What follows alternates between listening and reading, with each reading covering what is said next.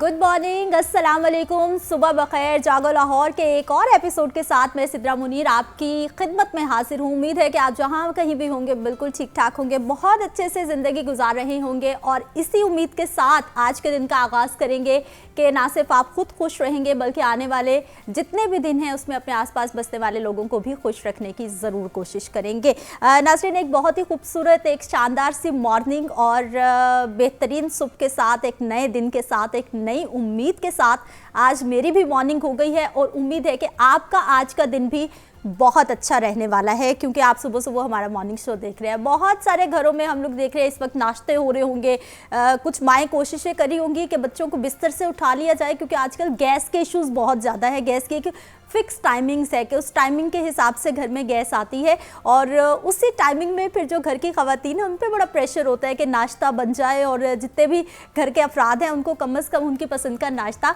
Time से मिल जाए। और ये सारा सिलसिला जो है यही घरों की खूबसूरती है, यही रौनक है और यही वो तमाम मामला है जिससे हमारी ज़िंदगियां चलती भी हैं और हमारे अपनों से हमारी ज़िंदगियों में रौनक भी रहती है। तो आज प्रोग्राम के आगाज़ में कहना आपसे ये है कि ज़िंदगी गुजारने के कुछ असूल होते हैं और हर इंसान को चाहिए कि अपनी ज़िंदगी गुजारने के कोई ना कोई रास्ते, कोई ना कोई जो है वो मंजिल का तयन ज़रूर कर ले।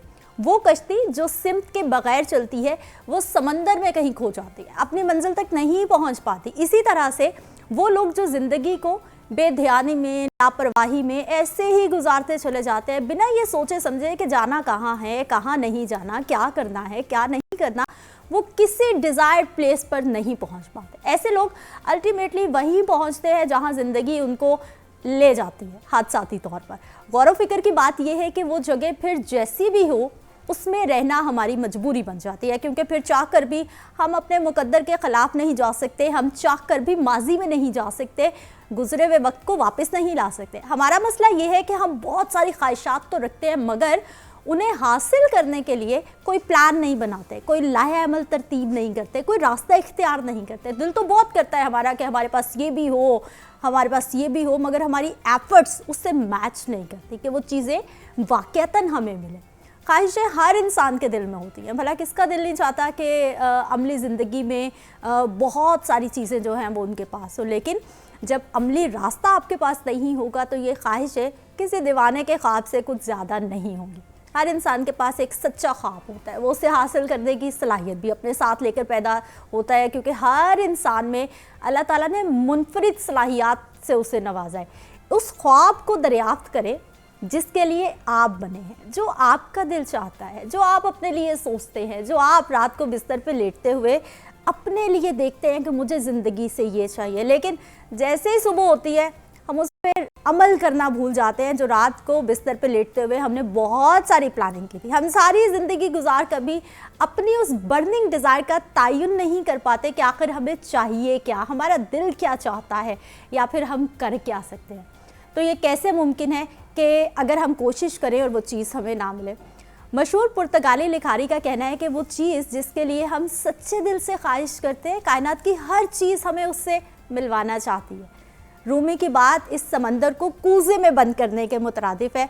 वो कहते हैं ना कि what you seek is seeking you, यानी जिस चीज़ को आप ढूंढ रहे हैं वो भी आप ही की तलाश में है। तो करना सिर्फ ये है कि अपने ख्वाब को जानिए, उसे हकीकत में बदलने के लिए कोई रास्ता तलाश कीजिए और अपने ज़िंदगी में कोई ना कोई मकसद बना लीजिए, कोई ना कोई गोल बना लीजिए, क्योंकि बेमकसद ज़िंदगी गुजारना जो है वो ज़िंदगी को ज़ाया करने के मुतरादिफ है। वक्त गुजर रहा है, ज़िंदगी ने गुजर जाना है। वक्त की खूबसूरती ये है कि ये रुकता नहीं है, तो इसलिए थोड़ी सी कोशिश कीजिए और जो आप चाहते हैं, जो आपका दिल चाहता है, जो आप बनना चाहते हैं, यकीन जानिए कोशिश करें तो अल्लाह ताला कोशिशों को रायगा नहीं जाने देता और मुझे इस चीज़ पर बहुत ज़्यादा यकीन है। अच्छी सी बात, प्रोग्राम का आगाज़ नाज़रीन कुछ बात करेंगे हमारी और आपकी सेहत के हवाले से, क्योंकि जब भी हम प्रोग्राम कर रहे होते हैं, किसी टॉपिक पे बात कर रहे होते हैं जहाँ पर आपको बहुत सारी इन्फॉर्मेशन दे रहे होते हैं, वहाँ पे हमें भी बहुत कुछ सीखने को मिल रहा होता है, बहुत कुछ हम अपने गेस्ट से सीख रहे होते हैं। तो आज हमने बात करनी है जी लीवर के हवाले से। सेहत के हवाले से बात की जाए तो जिगर हमारे जिस्म का दूसरा बड़ा और हमारे निज़ाम-ए-इंतज़ाम में अहम किरदार अदा करने वाला एक अज़ू है। हम कुछ भी खाएं, चाहे ग़िज़ा हो, कोई दवा हो, वो हमारे जिगर से ही गुजरती है। और अगर जिगर की सेहत का मुनासिब ख्याल ना रखा जाए तो ये ख़राब होकर हमें बहुत से अमराज में मुब्तला कर सकता है। और जिगर एक आम मर्ज़, जिसे हम जिगर का एक आम मर्ज़ कहते हैं, वो हेपेटाइटिस है, जो बाज़ औक़ात जानलेवा भी साबित हो सकते हैं, जो पाकिस्तान में बहुत ज़्यादा कॉमन है। हर थोड़े से लोगों में हम सुनते हैं कि हेपेटाइटिस हो गया है, जिगर का मर्ज़ हो गया है। फैटी लीवर भी जिगर के अमराज में से एक है। और पाकिस्तान में जिगर की चर्बी के वाक़यात भी दीगर तरक्की याफ्ता ममालिक की तरह बढ़ रहे हैं। निस्बतन बहुत से नौजवान जिनका पथरी की बीमारी का इलाज हो रहा होता है, उनमें भी फैटी लीवर की तशख़ीस हो जाती है। लेकिन इस हवाले से अच्छी बात यह है कि सादा फैटी लीवर या जिगर की चर्बी की हालत ज़्यादातर मामलात में ठीक भी हो सकती है, यानी कि ये काबिले इलाज बीमारी है, लेकिन अगर बर वक्त तशख़ीस हो तो। लेकिन अगर सही तरीके से हम एहतियात ना करें, एक बार इलाज करवा लें, उसके बाद अपने खाने का ख्याल ना रखें, ओवर ईटिंग करें या फिर कोई भी ऐसी ग़िज़ाएँ खाएं जो कि हमारे जिगर की सेहत को मुतासिर कर सकती हैं, तो फिर जिगर के अमराज दोबारा से शुरू हो जाते हैं। आखिर जिगर का काम क्या है, ये हमारे जिस्म में किस तरह से फंक्शन करता है और कितना इम्पॉर्टेंट ये हमारे जिस्म का जो है वो हिस्सा है, कौन सी ग़िज़ाएँ हमने खानी है जिगर को सेहतमंद रखने के लिए और कौन सी ग़िज़ाओं से हमने परहेज़ करना है। अगर कोई जिगर की बीमारी हो जाती है तो फिर हमने क्या खाना है, क्या नहीं खाना, फैटी लीवर को कंट्रोल कैसे किया जा सकता है, इसकी रीज़न क्या है। ये बहुत सारे सवालात हैं मेरे पास और इन तमाम सवालात के जवाबात जानने के लिए डॉक्टर तैयबा बाबर हैं हमारे साथ, न्यूट्रिशनिस्ट हैं। इनसे जानेंगे कि खुराक कितनी अहम है जिगर की सेहत के लिए। डॉक्टर साहिबा, प्रोग्राम में आपको खुशामदीद कहते हैं। कैसी हैं आप? मैं ठीक हूँ, आप कैसी हैं? आई एम गुड, शुक्र अल्हम्दुलिल्लाह। सबसे पहले तो हमें ये बताइए कि कितना इम्पॉर्टेंट पार्ट है, थोड़ा सा तो मैंने कोशिश की है कि बताऊं, लेकिन यू आर द एक्सपर्ट, तो आप बताइए कि जिगर जिस्म का कितना अहम हिस्सा है और ये फैटी लीवर क्या है? बेसिकली जैसे कि आपने बताया अभी के जो जिगर है, लिवर है, वो हमारे बॉडी का बहुत अहम पार्ट है, ठीक है। और ये बॉडी का सबसे लार्जेस्ट ऑर्गन है, जो कि तकरीबन आप कह लो कि 500 प्लस जो फंक्शंस का रोल है वो जिगर ने ही प्ले करना है। मतलब बेसिकली जिगर जो है अगर 10 to 20% भी आपका वर्क कर रहा है ना तो लाइफ सस्टेनेबल है। अगर इसके जो डिफरेंट फंक्शंस ये है कि मेटाबॉलिज्म करता है, ये आपके डिफरेंट जो हमारे मेजर सोर्सेज हैं जैसे कि कार्बोहाइड्रेट, प्रोटीन्स एंड फैट्स, इनके मेटाबॉलिज्म करता है, ठीक है। अब हमारे लिवर ने जो है वो स्टोर करना है ग्लूकोज। पहले क्या होगा कि जब हमने फूड खाया वो ग्लैक्टोज या लैक्टोज की फॉर्म में कार्ब हमारे लिवर में जाता है, ग्लूकोज ग्लाइकोजन की फॉर्म में वो स्टोर हो जाता है। जैसे ही हमारी बॉडी में ग्लूकोज का लेवल रिड्यूस होना शुरू होता है, लिवर ने क्या करना है कि जो स्टोर ग्लाइकोजन है उसको जो है वो ब्लड स्ट्रीम में रिवर्स बैक करना है, उसको नॉर्मलाइज कर लेगा। इसका मतलब है कि वो हमारे ब्लड ग्लूकोज को नॉर्मल कर रहा है, कंट्रोल करता है, जितनी ज़रूरत है सिर्फ उतना ही दे रहा है बॉडी। एग्जैक्टली, उतना ही करता है। देन ये साइड बाय साइड जो फीमेल हार्मोन्स हैं, जो स्टेरॉइड्स हैं, उनको भी ये मेंटेन करता है, मेटाबोलाइज करता है। हमारी जो विटामिन्स एंड मिनरल्स की जो एक्टिवेशन है, अगर उनको एक्टिवेट करना है या उनकी फॉर्मेशन करना है, उसमें भी ये रोल प्ले करता है। इसके अलावा जो है हमारा डिफरेंट जो टॉक्सिन्स की जो रिमूवल है वो भी हमारा लिवर करवा रहा होता है।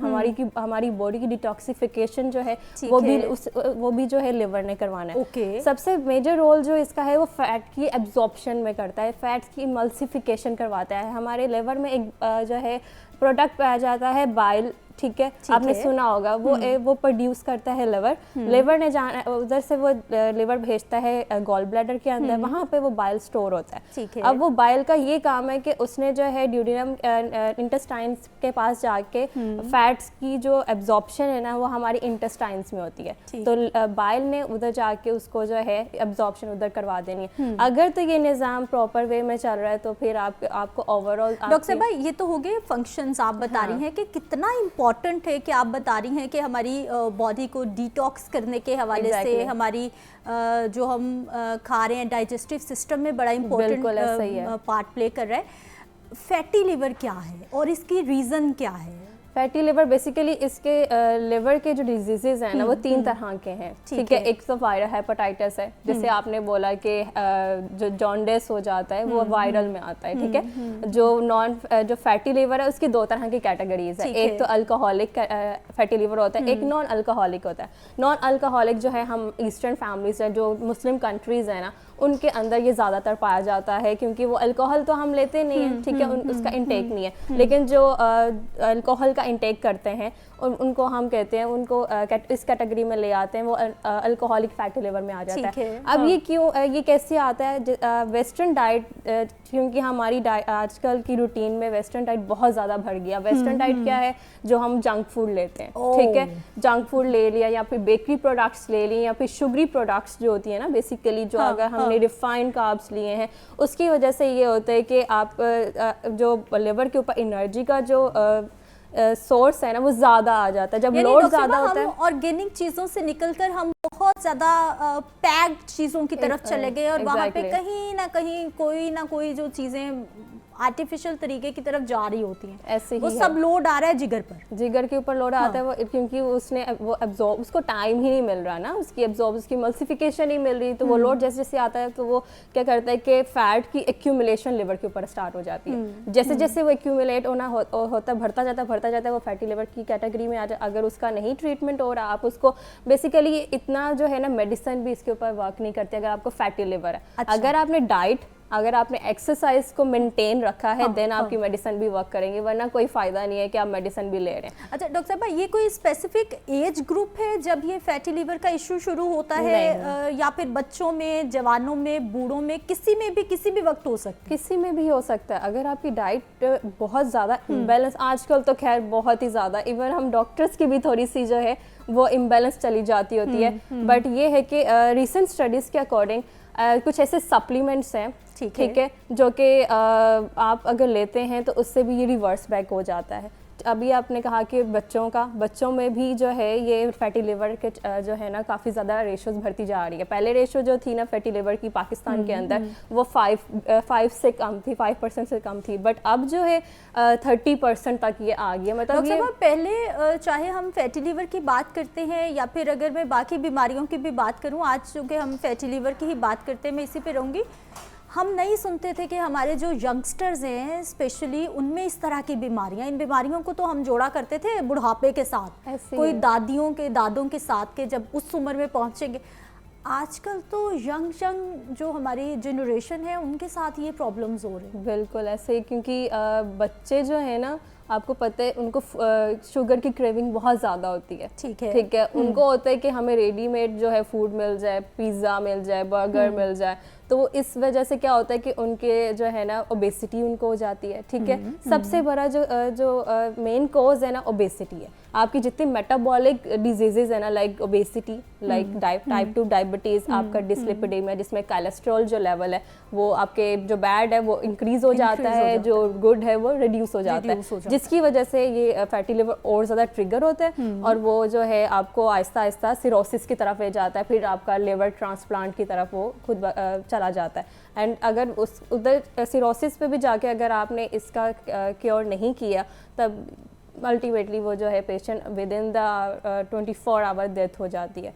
तो इसका जो है, अगर मैं सोर्सेज की अगर इसकी तरफ आऊँ तो सबसे पहले जो है, जैसे हम कहते हैं टाइप 2, मैंने अभी बात की है, टाइप 2 डायबिटीज़, उसमें आपको पता है कि हम पेशेंट्स को अक्सर जो है वो रेकमेंड मैं कर रही होती हूँ कॉम्प्लेक्स कार्ब्स कर देते हैं, यहाँ पे मतलब जितने भी बाहर के जो प्रोडक्ट्स हैं उनको हमने रिस्ट्रिक्ट करना है, ठीक है। अगर कार्ब्स की बात करें, हम उनको कॉम्प्लेक्स कार्बोहाइड्रेट्स देंगे, ठीक है, उसमें आ जाता है ब्राउन राइस आ जाते हैं, ठीक है। फ्रूट्स एंड वेजिटेबल्स की अगर बात करो तो जो सीजनल फ्रूट्स हैं आप वो लें, बजाय इसके जो जूसेस हैं वो आप जूसेस की क्वांटिटी जो है वो कम रखें, बट जो होल फ्रूट है वो आपने लेना है, ठीक है।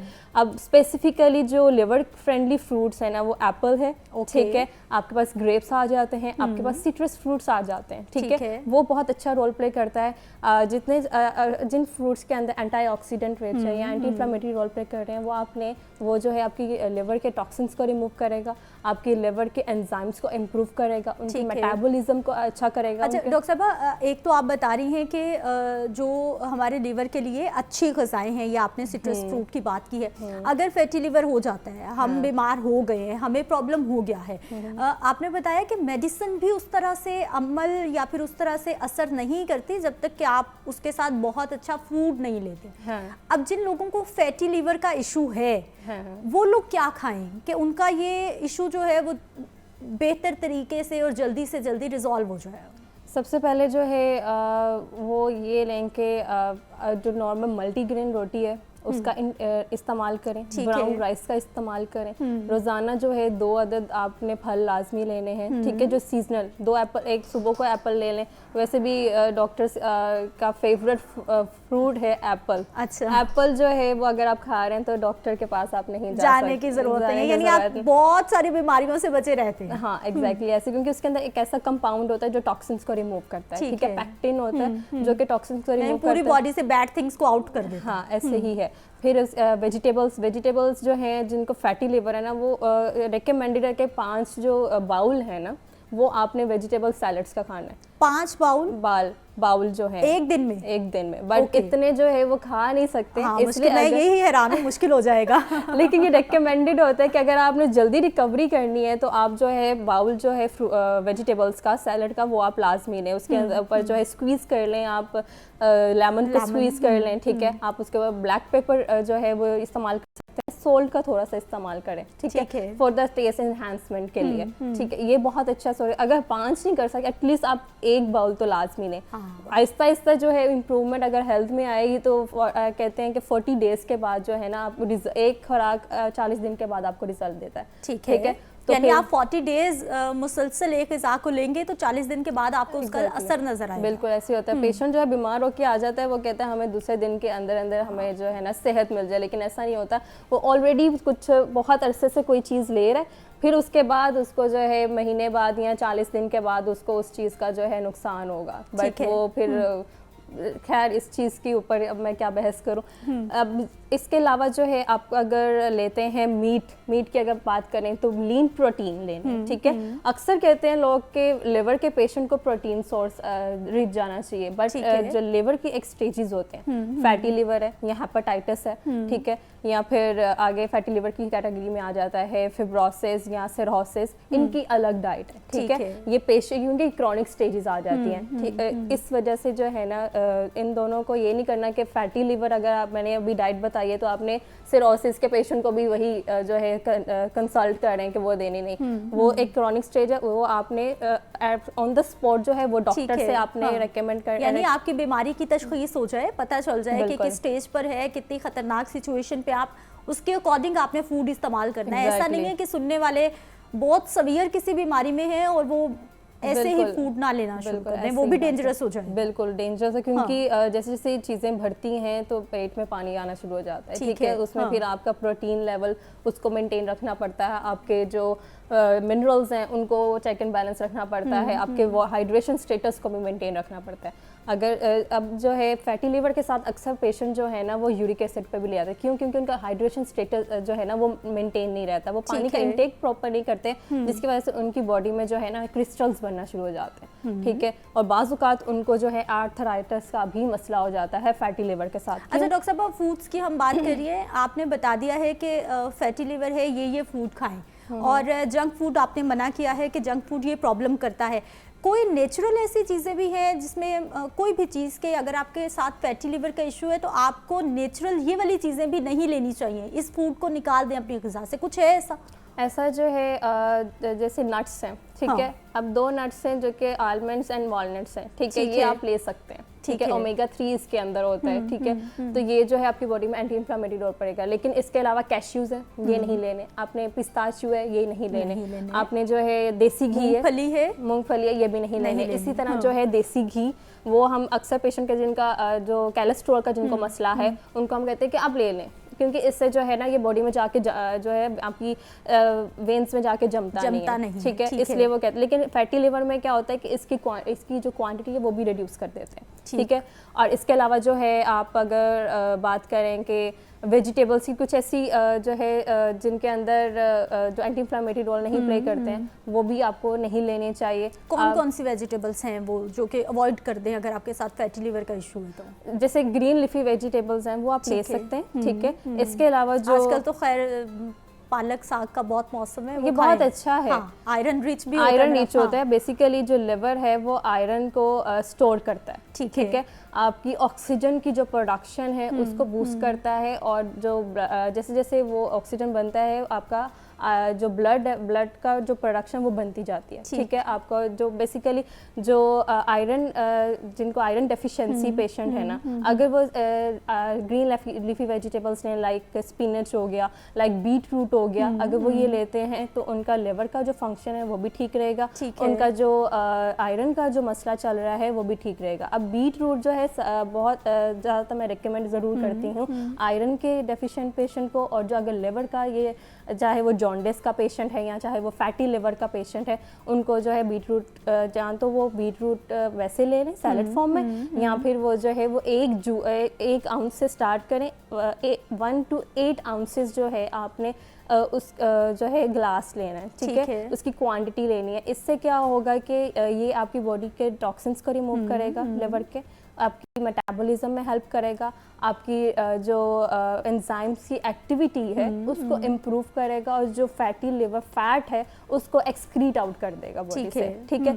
इसके अलावा जो है ऐसे कुछ वेजिटेबल्स है लाइक गार्लिक हो गया, ठीक है। गार्लिक में जो है ना एक ऐसा कंपाउंड होता है या मिनरल होता है सिलीनियम, ठीक है। वो ये रोल प्ले करता है कि लिवर के जो डिफरेंट फंक्शंस हैं उसको ये जो है इम्प्रूव कर रहा होता है, ठीक है। जैसे जैसे लिवर के फंक्शन इम्प्रूव हो रहे हैं उसके मेटाबॉलिज्म बढ़ती जा रही है, उसकी जो फैट की एक्यूमुलेशन है ना वो खत्म होती जा रही है। डॉक्टर साहब, ये आपकी लेसन के जगह से मुझे बात याद आ गई है। हम लोग सुन रहे होते हैं कि अगर आप एक लेसन के जगह ने हार्मोन खा लें तो आप बहुत सारी बीमारियों से बच सकते हैं। बिल्कुल, इज इट राइट? बिल्कुल ऐसे ही है। अक्सर जो बीपी के पेशेंट होते हैं ना जिनका बीपी कंट्रोल में नहीं आ रहा है, ठीक है, अगर वो सुबह को निहार मुंह उन्होंने एक जवा ले लिया, लेकिन वो देसी लहसुन, ठीक है, ठीक है, ये मैं बता रही हूँ, देसी लहसुन अगर आपने एक जवा लिया है, सुबह निहार मुंह लेना, या फिर अगर किसी से निहार मुंह नहीं खाया जा रहा है तो वो रोटी के साथ एक निवाले के साथ वो लेना, या थोड़ी थोड़ी उसकी बाइट कर, या फिर वो टैबलेट के साथ बस रखे और पानी के साथ निकल ले वो, लेकिन चबाए लाजमी, चबाए लाजमी, तो वाकई मुश्किल काम हो जाएगा। फिर जब उसने चबाया नहीं, उसके जो न्यूट्रिएंट्स हैं वो उसके अंदर गए नहीं, उसने डायरेक्ट इनटेक, तो फिर तो वो चीज़ जो है इतनी ज़्यादा वो असर नहीं ना करे, उसको चबाए ताकि उसके अच्छे से न्यूट्रिएंट्स अब्जॉर्ब हो जाए, क्योंकि हमारी जो अब्जॉर्प्शन है वो माउथ से ही स्टार्ट होती है, फिर आहिस्ता आहिस्ता नीचे जो है फर्दर उसकी जो है डाइजेशन वगैरह प्रोसेस आता है। बहुत शुक्रिया डॉक्टर साहब प्रोग्राम में शामिल होने के लिए। नाज़रीन, बात तो वैसे ऐसी है कि मुल्क हमारा इतना खूबसूरत है, हर तरह का मौसम है और हर तरह की सब्जी, हर तरह का मौसम का फ्रूट हमारे पास मौजूद है, तो फिर हमें फ्रोज़न आर्टिफिशियल चीज़ों की तरफ नहीं जाना चाहिए, क्योंकि बहुत आसानी से हमें फ्रेश चीज़ें दस्तयाब हैं, मुयस्सर हैं। तो फिर बेहतर है कि फ्रोज़न की तरफ मत जाएं, पैक की तरफ मत जाएं, बल्कि फ़्रेश चीज़ों की तरफ आ जाइए, बहुत सारी बीमारियों से बच जाएंगे। एक ब्रेक पर जाते हैं, वापस आते हैं।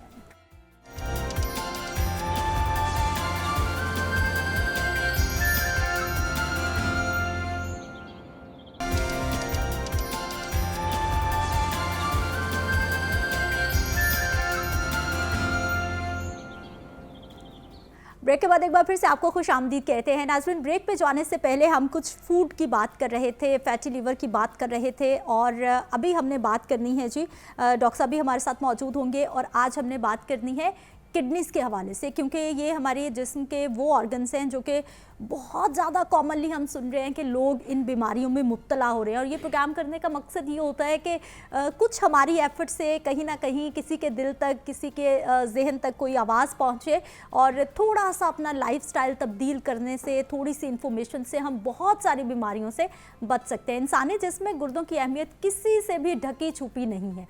गुर्दे हमारे जिस्म के अंदरूनी हिस्से की सफाई में बुनियादी किरदार अदा करते हैं, लेकिन आमतौर पर इनकी हमारी सेहत के लिए अहमियत होने के बावजूद लोग गुर्दों के अमराज की अलामात नज़रअंदाज कर देते हैं। जो सिम्टम्स आ रहे होते हैं उनको सीरियस नहीं लिया जाता, बर वक्त तशख़ीस नहीं होती, जिसकी वजह से लोग ख़तरनाक बीमारियों तक पहुंच जाते हैं, ख़तरनाक स्टेजेस तक पहुंच जाते हैं, और फिर जब तक उस पर तवज्जो देते हैं तब तक जिस्म को बहुत नुकसान पहुँच चुका होता है। इनकी हमारे जिस्म में इस कदर ज़रूरत है कि गुर्दों के अमराज के हवाले से मुसलसल शऊर उजागर करने की बहुत ज़रूरत है, और इनकी ख़राबी से बचने के लिए हमें अपने तर्ज़ ज़िंदगी में तब्दीलियों की हौसला अफजाई लाजमी करनी चाहिए। हमारी नौजवान नस्ल गुर्दों की अहमियत और सेहत के हवाले से बहुत कम आगाही होती है, हो भी तो जब तक हम किसी बीमारी में मुब्तला नहीं हो जाते।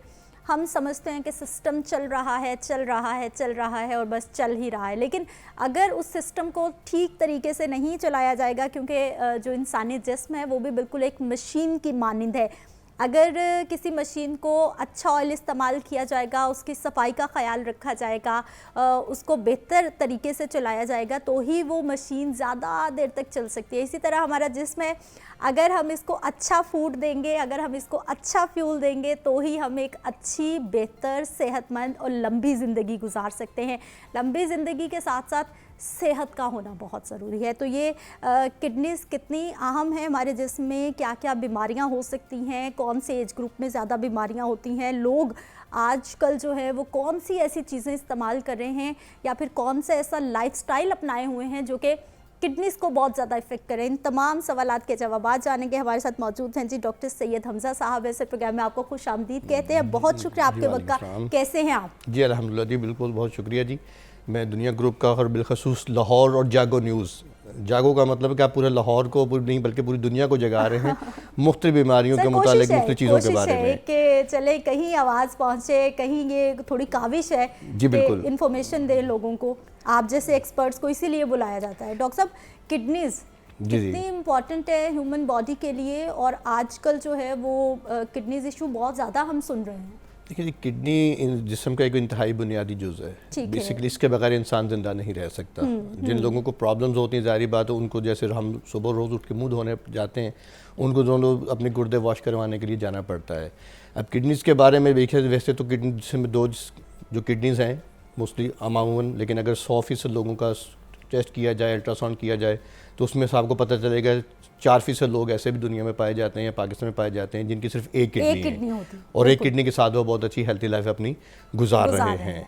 अब हम जब बात करते हैं कि किडनी की सेहत, इसकी तबाही और इसका इलाज के लिए, तीनों चीज़ों में जब इसकी तरफ आएंगे, तो सबसे पहले आप ये देखिए कि आप या मैं, जब हम घर से किसी अपने ऑफिस में या किसी काम के लिए जब निकल रहे हैं, तो सबसे पहले इंसान अपने आप को संवारता है, निखारता है, सफाई सुथराई सब कुछ करता है। बिल्कुल। इसी तरह जैसे एक्सटर्नली आप अपने आप को, जिस्म को संवार रहे हैं, निखार रहे हैं, संवार रहे हैं, इसी तरह इंटरनली बॉडी के लिए भी आपको ज़रूरत पड़ती है। बिल्कुल ऐसे। तो आपकी बॉडी को डिटॉक्स करने के लिए 3 चीज़ें बहुत ज़रूरी होती हैं, जिसमें से आपके जो चीज़ें अगर तो प्रॉपर आप उसको पास आउट कर रहे हैं तो डेफिनेटली आप हेल्थी लाइफ गुजार रहे हैं। अगर वो प्रॉपर आप नहीं कर रहे हैं तो डेफिनेटली आपके लिए बीमारियां पैदा शुरू हो जाएंगी। सबसे पहले यूरिन है आपका, और सेकंड स्टूल है, और तीसरा पसीना है। अगर ये 3 चीज़ें आ रही हैं तो फिर तो जारी बात है, बेहतर है, तो फिर आप अच्छा लाइफस्टाइल गुजार रहे हैं। गुर्दों का काम बेसिकली आपके बॉडी को डिटॉक्स करना है, यूरिन के थ्रू बॉडी से निकाल देना है सारी चीज़ों को, जितने भी फासद मादे हैं।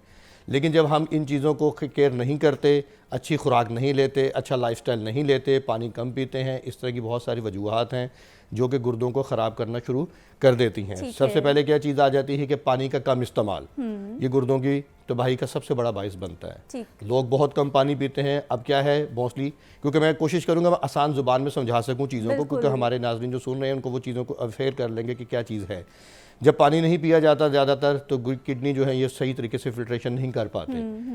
मोस्टली इसमें यूटीआई की बीमारी शुरू हो जाती है, मुख्तलिफ प्रॉब्लम शुरू हो जाते हैं। जिससे किसी के पास वॉशरूम की सूरत मैसर नहीं है, उसका काम ऐसा है, नेचर ऑफ वर्क ऐसी है कि वो उठ के वॉशरूम में नहीं जा सकता, उसके पास अवॉइड करते हैं कि वो ज़्यादा पानी नहीं पिएगा। इसी तरह जैसे ड्राइवर हजरात हैं, इन्होंने ज़्यादा ड्राइव करके जाना है, इन्हें पता है 4 घंटे या 5 घंटे की ड्राइव है, पानी पी लिया है और यूरिन अब आ रहा है, लेकिन उन्हें क्या करना है, 2 घंटे 3 घंटे जब यूरिन को स्टॉप रखेंगे, यह भी गुर्दों की तबाही का बाहिस बनता है।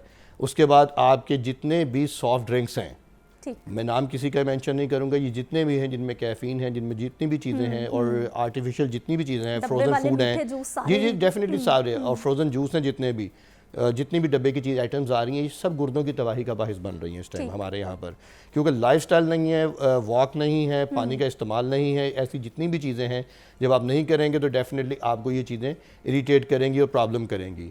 और ये चीज़ याद रखिएगा, किडनी की जो बीमारी है ना, ये बेसिकली एक साइलेंट डिजीज़ है। ये बेसिकली तबाही कर, उस टाइम पता चलता है जब किडनी 10% या 20% बच जाते हैं।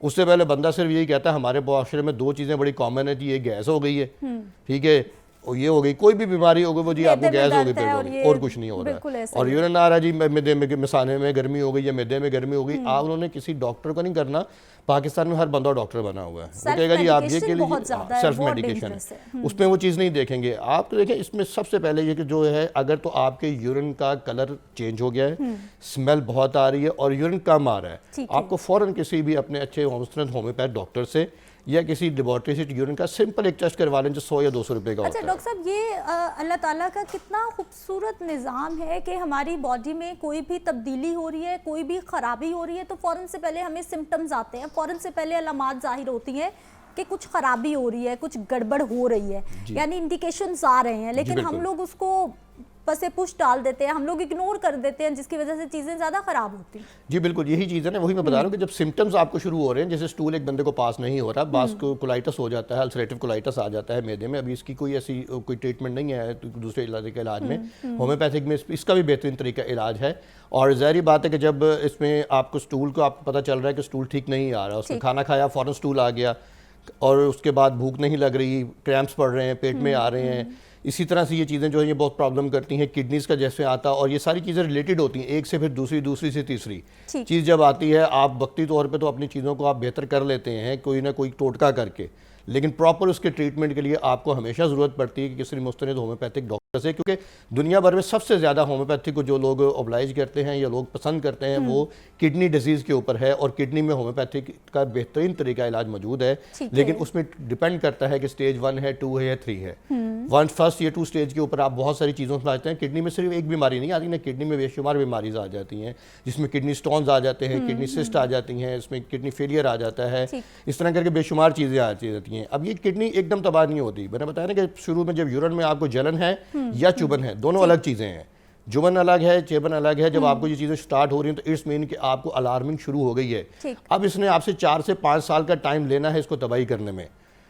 अगर तो आप इन बिटवीन आप अच्छा ट्रीटमेंट ले लेते हैं, आप जो चीज़ें खुराक ऐसी ले रही हैं, एनिमल प्रोटीन्स ले रहे हैं जिससे आपकी तबाही, यानी रेड मीट ले रहे हैं, गोश्त ले रहे हैं, उससे आपकी बॉडी में जो प्रोटीन की ज़्यादा प्रोडक्शन हो के वो किडनी को नेफ्रॉन जो होते हैं, जो बेसिकली एक नेफ्रॉन एक होते हैं, ये जाली होती है छलनी जिसको हम बोलते हैं, वो इसको फिल्ट्रेशन करते हैं। हाँ। वो फिल्टर जब फट जाता है तो फिर डेफिनेटली फिर वो सारी प्रोटीन जो है वो आपकी यूरिन के थ्रू आउट हो रही है। उसमें जब आप यूरिन का टेस्ट हम करवाते हैं उसमें देखते हैं कि प्रोटीन कितनी आ रही है। फिर कुछ चीज़ों को अवॉइड किया जाता है, कुछ चीज़ों को हम मेंशन करते हैं कि ये चीज़ें आप खाएं, साथ होम्योपैथिक की ये अद्वियात लीजिए, अल्लाह खैर करेगा, इंशाअल्लाह ताला उसमें आपको फेस्तरसी आना शुरू हो जाती है। अच्छा डॉक्टर साहब, मुझे एक बात ये भी बताइए कि हम लोग जब भी किडनी इश्यूज़ का बात करते हैं तो हम सेल्फ मेडिकेशन जो लोग ले रहे होते हैं या फिर स्टेरॉइड्स का इस्तेमाल, एंटीबायोटिक्स का इस्तेमाल घर बैठे खुद से कर रहे होते हैं, बहुत कॉमन हम सुनते हैं कि ये दवाएं जो हैं या फिर आपने बहुत ज़्यादा दवाओं का इस्तेमाल कर लिया है तो वो भी आपकी किडनीज़ को इफ़ेक्ट कर रही हैं। जी बिल्कुल, ये सबसे बड़ी जो किडनीज़ की, मैंने आपको पहले भी जैसे बताया था कि किडनीज़ की डैमेज होने की सबसे जो बड़ी वजह इस टाइम आ रही है वो है शुगर।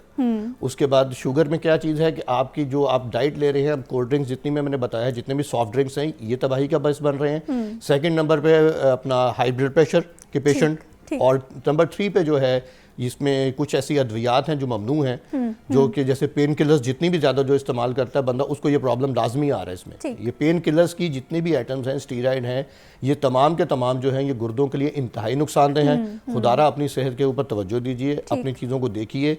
हम लोग ऐसे हैं कि हमने गाड़ी अगर अच्छी ली है तो उसकी मेंटेनेंस के लिए बड़ा कुछ करेंगे, उसमें हाई ऑक्टेन पेट्रोल भी डलवाएंगे, उसको ऑयल भी अच्छा लेंगे, लेकिन जिस बंदे ने चलानी है वो अपनी ज़ाइफ के ऊपर नहीं वो बंदा कंप्रोमाइज़ करता।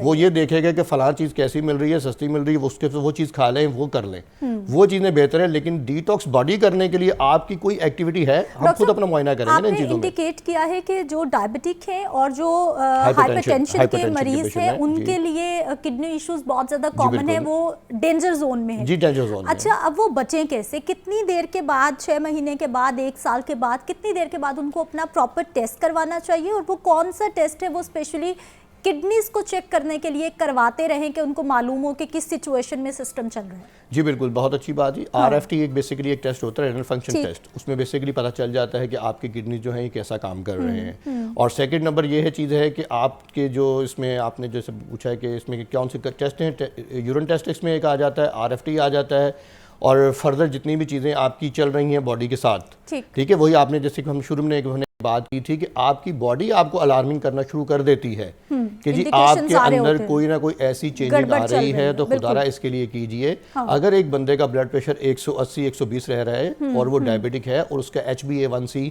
9 पॉइंट है या 6 पॉइंट से ज्यादा है, 6 पॉइंट से ऊपर जो है अलार्मिंग है आपके लिए। अगर ये चीजें ऊपर आप रह रही हैं तो आप तैयार रहें किसी भी डिजीज के लिए। जिससे शुगर तो बेसिकली एक बीमारी नहीं है, ये बीमारियों की माँ है, हम ये कहा जाता है कि ये बीमारियों को जन्म दे रही है, ये बीमारियां पैदा कर रही है, ये हार्ट डिजीज कर रही है, ये आपको आई साइड आपकी बीमारी कर रही है।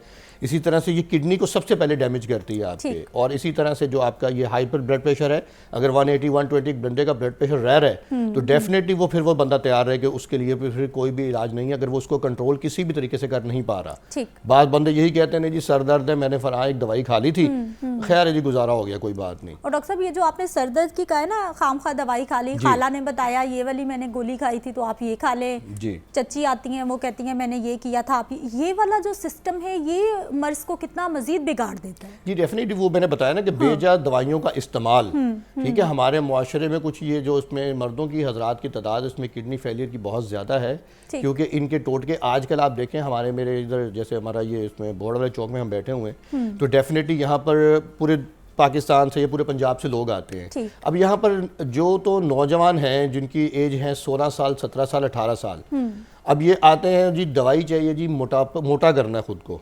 मार्केट में बहुत सारी ऐसी दवाइयाँ मिल रही हैं जो या मोटा करना है या पतला करना है, खुद कोशिश नहीं करनी, दवाओं से करना है। वो तो करना ही नहीं ना, वो तो हमारे हम माशाल्लाह चीज़ें ऐसी हैं कि वो नॉन ब्रांडिंग चीज़ें ऐसी मार्केट में सेल हो रही हैं कि वो लोग लेते हैं और 3 से 6 महीने बाद वो फिर उनको कहते हैं कि यार ये ना लीजिएगा, आपकी मेहरबानी, ये आपको बहुत नुकसान देगी। लेकिन वो फिर भी कोई ना कोई दुकानदार लालच में अपने वो जब वो चीज़ सेल कर देते हैं मोस्टली, तो डेफिनेटली वो आफ्टर 6 मंथ आफ्टर 3 मंथ उसकी किडनी डैमेज है या फिर दूसरी ताकत की जो अद्वियात खाई जाती हैं मोस्टली एक कॉमन अपने जहन में आ जाता है ना इसमें कि क्या चीज़ चलना क्या नहीं है, तो वो फिर गुर्दों को बर्बाद करती हैं।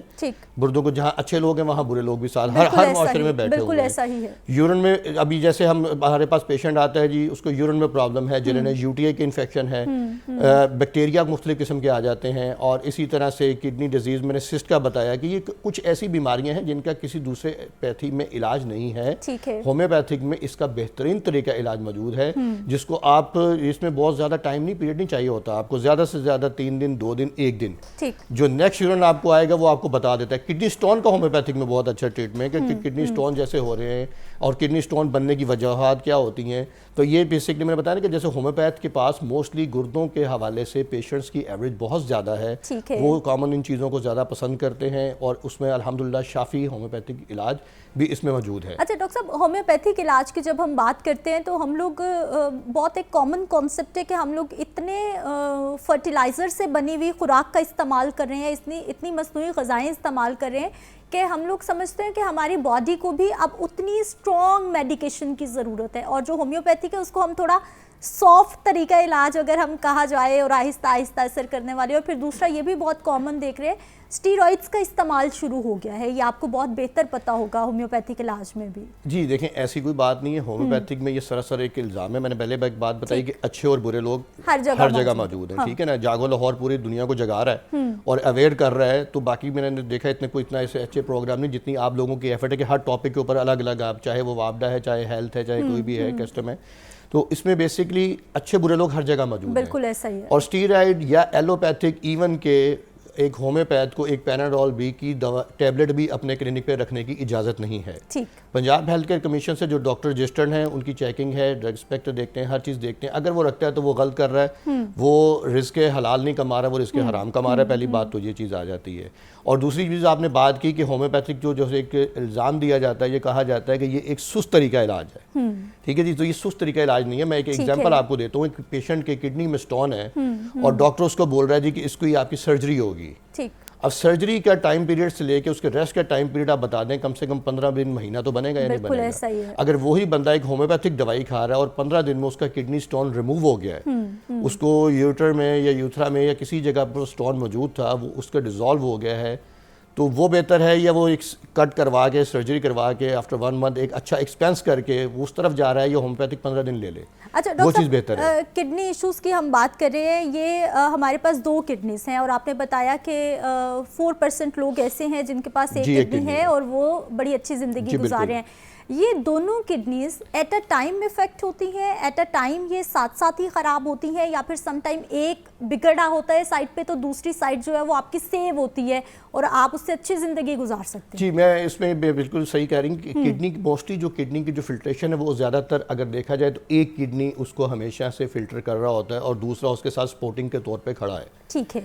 अभी हमने बताया कि मोस्टली तो शुरू में तो इनिशियली तो हम स्टेज 1 स्टेज 2 3 तक तो हम जो होम्योपैथ इसको ट्रीट करते हैं कि ये चीज़ रिवर्सेबल है, आप नॉर्मली अपनी लाइफ गुजार सकते हैं एक गुर्दे के साथ भी। ठीक है। अच्छा, अब गुर्दा खराब होने की कुछ वजूहत होती है, जैसे किसी का गुर्दा सुकड़ गया है लेकिन क्या है उसका क्रिएटिनिन यूरिया जो है वो नॉर्मल चल रहा है, ठीक है, उससे यूरिन की पासेज बिल्कुल ठीक जा रही है, उसे कोई प्रॉब्लम नहीं है, तो वो एक गुर्दे के साथ जिंदगी गुजार रहा है। अब जो लोग डायलिसिस की तरफ जाते हैं और वो लोग फिर देखते हैं स्टेज आती है कोई डायलिसिस के ऊपर चल रहे हैं, हफ्ते में 3 दफ़ा है या 4 दफ़ा है, तो वो भी ठीक है। अब बाद लोग ट्रांसप्लांट की तरफ जाते हैं तो वो एक किडनी को ट्रांसप्लांट करते हैं और उसको दूसरे जो किडनी जो उसके डैमेज हो गए या खराब हो गए उसको नहीं छेड़ते, वो वैसी चीज़ें पड़ी हुई हैं। तो बेसिकली वो एक गुर्दे के साथ भी आप अपनी पूरी ज़िंदगी बड़े अच्छे तरीके से गुजार सकते हैं। ठीक है। और जो डैमेज है, जो साइड डैमेज है, किडनी डैमेज है, उसको रिमूव करना जरूरी है या फिर वो बॉडी में भी रहे? वो बॉडी में ही रहे, उसके साथ ही बिल्कुल एनाटॉमी, सारी बात हम लोग भी पढ़ के एनाटॉमी सारी चीज़ें आते हैं, हम ऑपरेट तो उसको करते नहीं है, तो उसके साथ भी वो चीज़ें लगती हैं। लेकिन बात फिर वही आ जाती है कि अब आपने ट्रांसप्लांट करवा लिया, आपने कहा जी मैंने तो गुर्दा नया लगवा लिया, अब खैर है नहीं, अब उसके साथ फिर आपने एहतियात फिर वही चीज़ें करनी है आपने। लोगों को पता ही नहीं चलता कि हमने करना क्या है, लेकिन जब आप एक किडनी के ऊपर भी लोग ज़िंदगी गुजार रहे हैं और बेहतरीन गुजार रहे हैं। लेकिन डॉक्टर साहब ट्रांसप्लांट तक भी कितने लोग हैं इस काबिल के वो ट्रांसप्लांट तक पहुँचे, क्योंकि ये अच्छा खासा महंगा तरीका इलाज है और हर इंसान कौम, हमारे यहाँ ज़्यादातर मिडिल क्लास है, गरीब लोग हैं, हर इंसान यहाँ तक नहीं पहुँच सकता, तो बेहतर है कि पहले ही अपनी सेहत का ख्याल रख लें और इस नौबत तक ना पहुँचे। जी बिल्कुल, देखें अभी जैसे गवर्नमेंट ने माशाल्लाह इसमें काफ़ी इसमें अपने अपॉर्चुनिटीज़ दी हुई हैं कि अगर तो आपको कोई फैमिली में से कोई किडनी डोनेट कर रहा है तो फिर तो मेरा नहीं ख्याल कि मोस्टली ऐसे हॉस्पिटल चल रहे हैं जो कि बगैर किसी चार्जेस के उस चीज़ों को कर रहे हैं, ट्रांसप्लांट कर रहे हैं और वो चीज़ें अपनी उस बेहतर कर रहे हैं। और बात तो वही आ जाती है कि आपने अपनी सेहत को जैसे आपने बन संवर के निखरना है, ठीक है, या मैंने निखरना है और मैंने चलना है, उसने उतना ही मैंने अपना इनर भी उसका ख्याल रखा हुआ या नहीं रखा हुआ। गाड़ी तो आपकी बड़ी खूबसूरत है लेकिन उसका इंजन नहीं चलता, तो आप उसको क्या करेंगे? तो जब हम अपनी चीज़ों की केयर नहीं करेंगे, अपनी चीज़ों को मोटिवेट नहीं करेंगे, अपना लाइफस्टाइल चेंज नहीं करेंगे, हेल्थी खुराक नहीं लेंगे, तो डेफिनेटली ये चीज़ें प्रॉब्लम करती हैं। गुर्दों की बीमारी, मैं फिर वही चीज़ एक रिपीट कर दूं, गुर्दों की कोई एक बीमारी नहीं है, बहुत सारी बीमारियां आती हैं। जैसे किसी अभी बुजुर्ग हजरात में हमारे प्रोस्टेट इनलार्जमेंट आ जाती है, ठीक है। अब प्रोस्टेट इनलार्जमेंट में क्या होता है कि आपका जो है इसमें यूरिन पास आउट नहीं होता। जब यूरिन पास आउट नहीं होगा तो वो एक किडनी का सारा आपको उसमें अंदर यूरिन इकट्ठा होता रहेगा, वो बाहर नहीं निकलेगा। बहुत शुक्रिया डॉक्टर साहब प्रोग्राम में शामिल होने के लिए। नाज़रीन, गुफ्तगू आपने सुन ली है, चाहे किसी की कोई भी बीमारी की हम बात कर रहे हों, आप तक इन्फॉर्मेशन पहुंचा रहे हों, लेकिन ये ज़रूरी है और हमेशा ये कहना ज़रूरी है कि हमेशा एहतियात इलाज से बेहतर होती है। तो फिर इलाज से पहले एहतियात थोड़ी सी कर लीजिए, आप बहुत सारी बीमारियों से बच सकते हैं। एक ब्रेक पे जाते हैं, वापस आते हैं, मज़ीद बात करते हैं।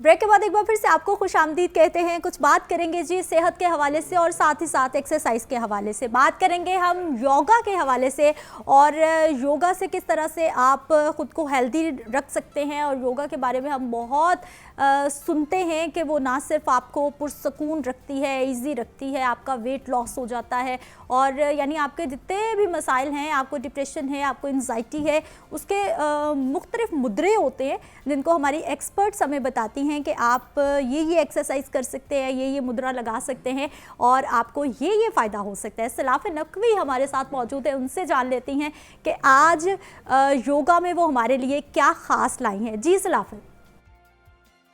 जी मुनीबा, आज हम बात करने वाले हैं ऐसे मसले की कि हमारे आर्म्स का फैट क्यों नहीं जाता। इसमें आपका कार्डियो भी मैटर करता है, लेकिन आज हम बताने वाले हैं yoga for toned and slim arms, यानी कि किस तरह से आप अपने आर्म्स को स्लिम कर सकते हैं मगर अगर आप कार्डियो भी कर रहे हैं, आपकी डाइट भी प्रॉपर है और साथ ही साथ आपकी जो नींद है वो ठीक है। तो आपकी बॉडी पर कहीं भी फैट हो तो उसको आप रिड्यूस कर सकते हैं, उसको आप बर्न कर सकते हैं। लेकिन हम लोग समझते हैं कि शायद हम सिर्फ टारगेटेड एक्सरसाइजेज करते रहेंगे तो उससे वेट भी रिड्यूस होना शुरू हो जाएगा, हमारी टोनिंग भी होना शुरू हो जाएगी। लेकिन ये एक प्रोसेस है।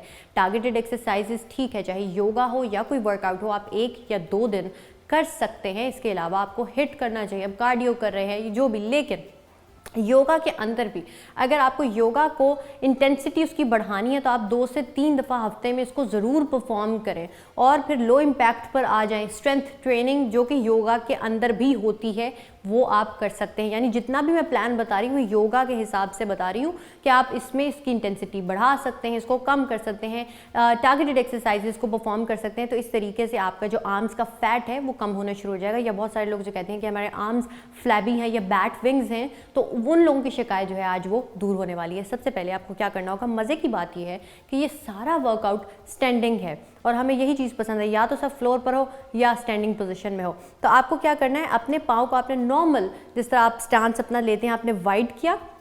उसके बाद सबसे पहले आपने अपने हाथों को इस तरह से, जैसे हम फिस्ट अपनी इस तरह से बंद कर लेना है। फिस्ट नहीं बनानी, आपने बिल्कुल इसको इस तरह ज्वाइन करके आपने यहाँ बना लिया, ऊपर ले गए। ऊपर ले जाने के बाद आपने क्या करना, जैसे हम ट्राइसेप की एक्सरसाइज करते हैं बिल्कुल उस तरह से आपने रिंग द बेल, जिस तरह बिल्कुल आप कोई बेल है इस तरीके से आपने इसको थोड़ा सा ऊपर ले जाकर बिल्कुल यहाँ इस तरह से इस पोस्चर में आपने रहना है। और इसको आप 12 से 15 की रेपिटेशन के साथ कर सकते हैं। अगर आप चाहें तो आप कोई वेट का इस्तेमाल कर सकते हैं, लेकिन वेट के बगैर भी अगर आप रेपिटेशन बढ़ा लें, 15 से 18 की रेपिटेशन के अंदर आप इसको कर रहे हैं तो आपको महसूस होगा कि अच्छा खासा आपके जो ट्राइसेप पर एक स्ट्रेन आएगा, आपको पता चलेगा आपका मसल जो है वो इंगेज होना शुरू हो गया है। इसके अलावा आपने जो नॉर्मल हम अपनी स्ट्रेच करते हैं, अब इसके अंदर आपको होल्ड करना है। आपने सामने इस तरीके से होल्ड किया कुछ सेकंड्स, यानी 10 to 12 सेकंड्स के बाद इस पोजीशन को अब आपने अपने हाथों को बिल्कुल रिलीज़ नहीं करना, मतलब नीचे नहीं लाना। अब आप सीधा यहाँ पर अपने बाजुओं को इस तरह ले गए और कुछ देर इस पोजीशन में रहने के बाद आपने इस पोजीशन को रिलीज़ किया। रिलीज़ करने के बाद आपने पीछे अपने हाथों को लॉक करना है। लॉक करने के बाद आपने क्या करना है, इस तरीके से आप वहीं से शुरू करेंगे और नीज को थोड़ा सा बेंड करने के बाद आपने अपने बाजुओं को यहाँ लेंगे, नेक आपकी थोड़ी सी ऊपर रहेगी और उसके बाद 15 से 18 सेकंड्स के बाद या 20 सेकंड्स के बाद आप इसको रिलीज़ कर सकते हैं और इसको दोहरा सकते हैं 2 से 3 दफ़ा। या अगर आपको रेपिटेशन करनी है तो आप इसकी एक जो रेपिटेशन है इसको 12 से 15 की रेपिटेशन में आप इसको कर सकते हैं। इसके अलावा आपको जिस तरह हम नॉर्मल स्ट्रेच अपनी कर रहे होते हैं, यहाँ पर अपने बाजू को रखते हैं। अब ये होता है कि हम स्ट्रेच करके छोड़ देते हैं, लेकिन जैसे ही आप इस पोजीशन में रहेंगे 12 से 15 सेकंड 30 सेकंड तक रहेंगे, आपको महसूस होगा एक स्ट्रेन अपने इस एरिया पर और आपको पता चलेगा जो आपकी बैट विंग्स हैं वो आहिस्ता आहिस्ता इस परफॉर्म करने के बाद इन एक्सरसाइजेस को वो कम हो रही हैं। और आपने इसी तरह से दूसरी साइड पर स्विच कर जाना है। और इसके अलावा एक इंटरेस्टिंग एक्सरसाइज जो मुझे लगती है वो होती है आपके फ्लैपी आर्म्स, जिस तरह से बर्ड करता है। आपने स्टांस वही रखना है, अपने आर्म्स को थोड़ा सा स्टिफ करना है। इसके अंदर की पॉइंट ये है, बिल्कुल हल्का से कुछ भी नहीं होगा। आपने इसको यहाँ थोड़ा सा आर्म्स को स्टिफ रखा, रोल योर शोल्डर्स बैक और यहाँ पर इस तरीके से फ्लैपी आर्म्स। अगर आपको ये मुश्किल लगता है तो आपने सी सर्कल्स पर आ जाना है। इससे पहले भी आपने अपने जो आर्म्स हैं उसको, जो आपके शोल्डर्स हैं उसको आपने रोल करना है बैकवर्ड्स। इसकी भी रेपिटेशन सेम उसी तरह आप 10 से 15 या 12 से 15 की रेपिटेशन के अंदर कर सकते हैं या 30 सेकंड से 1 मिनट तक आप इस चीज़ को दोहरा सकते हैं। इसके अलावा नॉर्मली हम बचपन में ये एक्सरसाइज करते होते थे, ये चीज़ सामने अप एंड साइड, बिल्कुल इस तरह से सामने यहाँ हाथ रखें या इस तरीके से रखें, अप एंड साइड, सिंपल। और अगर आपको ये याद नहीं हो रहा तो इसका ऑल्टरनेट क्या होगा, आपने इसको इस तरह से इनहेल करने के बाद जैसे ही आपको स्ट्रेन फील हुआ, स्ट्रेच फील हुई अपनी बॉडी में, एंड एक्सहेल स्लोली। अब यहाँ आपने अपने हाथों को स्टिफ रखा हुआ है, इसीलिए ये स्लो आ रहे हैं, मोमेंटम से वापस नहीं आ रहे। आपने इसको कंट्रोल में रखा हुआ है तो ये स्लोली वापस आएंगे। अगर आप एक साथ ही इसको 10 से 15 दफ़ा परफॉर्म करेंगे तो आपको महसूस होगा कि यहाँ पे एक बर्निंग सेंसेशन है, यानी कि आपका फैट वो बर्न होना शुरू हो गया, ये उसकी निशानी होती है। अगर आप थोड़ा सा इसको इंटेंस बनाना चाहते हैं तो आपने रोटेशन सिंगल हैंड भी कर सकते हैं या इस तरीके से, लेकिन बिगेस्ट सर्कल्स, एक होता है यहाँ पर बिल्कुल हम नैरो में रहते हैं, आपने यहाँ पे बड़े बड़े सर्कल्स ड्रॉ करने हैं अपने फिंगर्स की मदद से। बिल्कुल आप ये इमेजिन करेंगे इस तरीके से, और जैसे ही एक साइड पर हो जाए, ऑन द सेकेंड साइड आपने इस चीज़ को परफॉर्म करना शुरू कर देना है। जितनी भी एक्सरसाइजेज बताई गई हैं आप इसे 30 सेकंड से लेके 1 मिनट तक दोहरा सकते हैं। इसके अलावा अगर आप रेपिटेशन पर जाना चाहते हैं तो 15 से 18 की रेपिटेशन के अंदर आप इसको परफॉर्म कर सकते हैं, लेकिन आपका कार्डियो भी इसके साथ बहुत मैटर करता है। आपने पानी कितना पीना है, जितने भी पाउंड्स का आप वेट आपका है उसको आप हाफ करेंगे, उतने आउंस को आप कप्स में जो है कन्वर्ट कर लेंगे और उतने ग्लास या उतने कप्स आप पानी पी सकते हैं। नहर नहीं पीनी, और आपने हर चीज़ को बैलेंस में लेकर चलना है। आई होप कि आपको ये टोन्ड आर्म्स के लिए वर्कआउट पसंद आया होगा या योगा पसंद आया होगा और आप इसको अपनी लाइफ में लेकर भी आने वाले हैं इसी तरह अपनी रिजीमेंट में। और मुझे और जागो लाहौर को आपके फीडबैक का हमेशा की तरह इंतज़ार रहेगा, और मेरी तरफ से हमेशा की तरह इस जर्नी के लिए भी best of luck guys. Salaf Naqvi हमारे साथ मौजूद रही हैं, हमें बता रही थी कि सर्दी के मौसम में हम किस तरह से योगा करते हुए ख़ुद को फिट कर सकते हैं। कमरे का कॉर्नर, एक मैट की आपको ज़रूरत है, और अपनी ज़िंदगी से हर रोज़ अपने लिए 10 से 15 मिनट चाहिए। यकीन जानिए फिट हो जाएंगे और बहुत सारी टेंशन्स, बहुत सारी जो ज़िंदगी की प्रॉब्लम्स हैं वो रिलीज़ आउट हो जाएंगी एक्सरसाइज करने की वजह से। आगे बढ़ते हैं, हमारे स्टूडियोज़ में मौजूद हैं जी गयास हैदर, सिंगर हैं, बहुत अच्छा गाते हैं। ख़ास बात यह है कि अपने गाने खुद लिखते हैं, म्यूज़िक खुद तरतीब देते हैं, कंपोजिंग खुद करते हैं और साथ साथ गाते भी खुद हैं। ना सिर्फ लाहौर शहर के इंटर डिस्ट्रिक्ट लेवल पर बल्कि पूरे पाकिस्तान में तकरीबन 50 से ज़्यादा ऐसे सिंगिंग कॉम्पिटिशन्स हैं जो ये अपने नाम कर चुके हैं। ऑल पाकिस्तान म्यूज़िक कॉन्फ्रेंस 4 बार गोल्ड मेडल ये अपने नाम कर चुके हैं, और आजकल क्या कर रहे हैं, कितने इनके सॉन्ग्स आ गए हैं, कितने आने वाले हैं। गयास हैदर, प्रोग्राम में आपको खुश आमदीद कहते हैं। कैसे हैं आप? मैं बिल्कुल ठीक हूँ, आप ठीक कैसी है? हैं? मैं बिल्कुल ठीक हूँ। इतने कम एज में ये इतनी सारी इंस्पिरेशन कहाँ से आई है कि आप खुद लिखते हैं, खुद गाते हैं, खुद म्यूज़िक बनाते हैं, सब कुछ खुद करते हैं? जी बिल्कुल। I was like 7 years old जब से मैंने स्टार्ट किया गाना और सीखना। I started with learning classical. तो मतलब शुरू से ही मुझे पता था कि एक आर्टिस्ट है मेरे अंदर। गयास खुद लिखते हैं, खुद गाते हैं, बहुत सारे कॉम्पिटिशन्स अपने नाम कर चुके हैं। इस वक्त प्लान क्या है, गोल क्या है आपका? कहाँ देखते हैं आने वाले वक्त में खुद को? I want to be a star, obviously. वो तो आप अभी भी हैं। थैंक यू, बहुत शुक्रिया। लेकिन I want to see myself in better places और अच्छी जगह पर ज़्यादा, ताकि अभी भी जितने लोग भी मुख्तसर चाहे जानते हैं, लेकिन जितने भी जानते हैं और मुझे वो जानते हैं कि मैं कितना मेहनत से कंटेंट दिया है, बहुत मेहनत की है सीखने में, और मेरी कोशिश होती है कि इनोवेटिव कंटेंट दूँ और ज़्यादा से ज़्यादा जॉनरास को देख सकूँ, ज़्यादा से ज़्यादा जो है इस तरह का कंटेंट दूँ जो ओरिजिनल हो, ज़्यादा फॉलो। बिल्कुल ऐसा ही है, बहुत सारे ऐसे सिंगर्स होते हैं ऑल्सो अराउंड अस के जो बहुत अच्छा प्रोड्यूस भी करते हैं, लेकिन लाइव जब आते हैं तो डगमगा जाते हैं, डगमगा जाते हैं, उस तरह से वो चीज़ें टैकल नहीं कर सकते।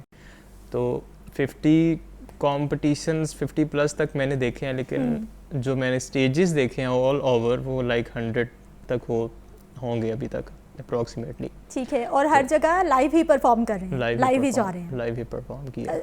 सबसे ज़्यादा कौन पसंद रहे आपको, जिनको देख के ख्याल आया कि मैं भी गा सकता हूँ, अच्छा गा सकता हूँ और मुझे इनकी तरह गाना है? वेरी फर्स्ट इंस्पायरेशन वो शफकत अमानत अली साहब। क्या बात है। बहुत ही एक लेजेंड है हमारे मुल्क के वो। उन्होंने जिस तरह इनोवेशन की थी, लेकिन अब यंगस्टर्स में जिस तरह हम काम करते हैं तो मेरे अराउंड भी बहुत सारे लोग ऐसे हैं जिनसे मैं इंस्पायरेशंस लेता हूँ। ठीक है, जैसे अब्दुल हनान हैं, कैफ़ी खलील हैं, और बयान बैंड है, बहुत अच्छा काम करे, शमून इस्माइल हैं, और ज़्यादातर वेस्टर्न में भी हैं लॉर्ड ह्यूरन, ठीक। बहुत सारे अच्छे लोग हैं। और यंगस्टर्स के पास तो सोशल मीडिया का बहुत अच्छा प्लेटफॉर्म है कि आप लोग गाते हैं, अपनी आवाज़ लोगों तक पहुंचाते हैं। आजकल के ज़माने में कुछ आसानी नहीं हो गई अपना टैलेंट दूसरों तक पहुंचाना, क्योंकि पहले प्लेटफॉर्म बहुत कम होते थे हमारे पास। बहुत आसानी हो गई है, हमें वेट नहीं करना पड़ता है कि हम कभी बड़े होंगे, हमें कोई सुनेगा और फिर हमें कोई प्रोड्यूस करेगा, हमें कोई पिक करेगा, कोई सुनेगा, हमें कोई स्क्रीन देगा, हमें कोई प्लेटफॉर्म देगा और फिर वो गाना हिट होगा।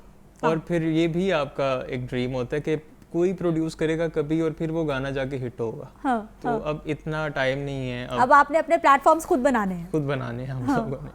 That's how the time changed actually.